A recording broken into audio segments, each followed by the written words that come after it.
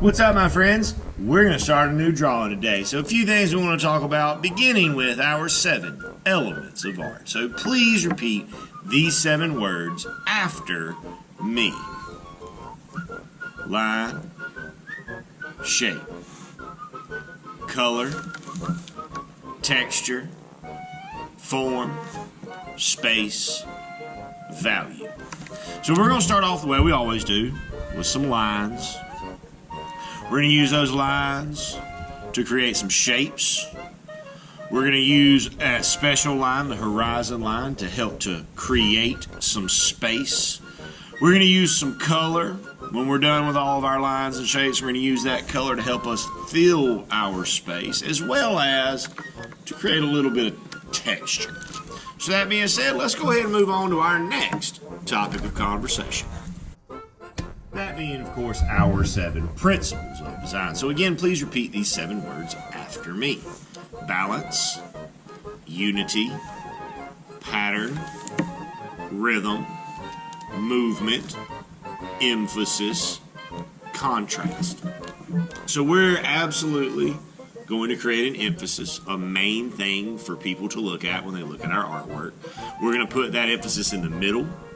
We're going to make that emphasis really big, and we're going to use some unique colors on that emphasis to help draw the attention to it. Now, we're also going to create a pattern. Now, remember, for something to be a pattern, it must repeat. It must continue on in the same order. So this, triangle, circle, triangle, circle, triangle, circle, this is a pattern. This, circle, triangle, star, rectangle is not a pattern because it does not repeat. So that being said, let's get over to a blank piece of paper. Let's start this drawing. Now, as with any time we start a new piece of artwork, the first decision that we have to make as the artist is how to orient our paper. So right now I have my paper in landscape. If we turn it like this, our paper is in portrait. For today's drawing, we want to work with our papers in landscape. Now, our book today was about lambs, which are a baby sheep. We are going to draw the full-grown sheep, so it's a little bit bigger. And we're going to start off with our sheep's body. So let's go ahead and toss a picture of a sheep right up there in the corner. Now, when we look at that sheep's body, what shape would you say it's close to? Yeah. Oval does sound good now, but the thing about it is that it's not a perfect oval. It's got some bumps that go around the side. So what we're going to do is we're going to draw this as if it were a cloud. So we want to start, we want to just come around. This sheep is going to be ready to be sheared. It's going to be ready to have its wool removed and then turned into yarn to make wonderful things for us. So there's our body. Now we need some legs. So what shape do you think would be good for legs? Yeah, I think a long skinny rectangle would work extremely well. So let's go 1 leg. Let's go 2 legs. Let's go 3 legs. Let's go 4 legs. Now we still need, we're going to put some hooves on there. Sheep do have a cloven hoof. Now what about for the head? What shape could we use for the head? Yeah, I think oval would be great. Now again though, we don't see the whole shape. Part of that shape is going to be overlapped by the wool. So on this part of the oval that we can see, we need an eye. So a circle would be a good shape for that. We need an ear hanging down. We need a nose. We need a mouth. We need a tail. And that's a sheep. Now, this sheep is in desperate need of being sheared. It is ready to have its wool removed. And you have to remove the wool from the sheep because the sheep will not shed it on their own. And what will happen is over time, it'll get matted up and it'll get dirty and it'll get really, really hot for the sheep. So to keep the sheep healthy, we have to shear them, usually at least twice a year. And this sheep is definitely ready to be sheared. So next thing, we need a horizon line across our background. And again, your horizon line does not have to be perfectly straight. Mine is not perfectly straight either. So from this point, what I want you to do is I want you to add 4 things. Pick 4 details that you can add to the drawing. That could be flowers, it could be a barn, it could be a fence, it could be clouds, it could be trees, it could be anything you want. But choose 4 things to add to this drawing. Alright, so in my background I chose to add a split rail fence, tree, some clouds, and a barn. So at this point we're ready to move on into some color. And the first thing we want to do with our color is to create some texture and to create some pattern. So we're going to choose 2 colors. I'm going to go with this purple and this yellow. And what we want to do is we're just going to focus on the wool of our sheep. Is we want to start at one end.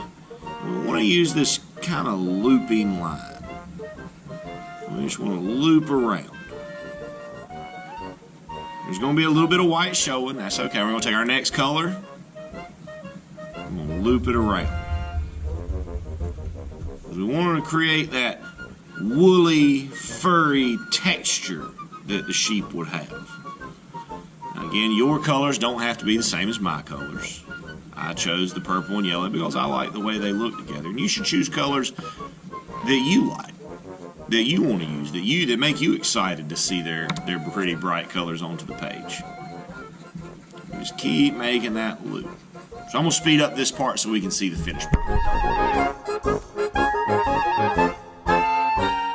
there we've finished out our pattern as well as our texture. Remember that texture is the way something feels when we touch it, or the way that it looks like it would feel when we touch it. And the wool of a sheep is very thick and spongy and fuzzy and furry, so we want to try to create that kind of texture with these looping lines. Now the rest of the sheep's body, head, legs, tail, we can color absolutely any way we want.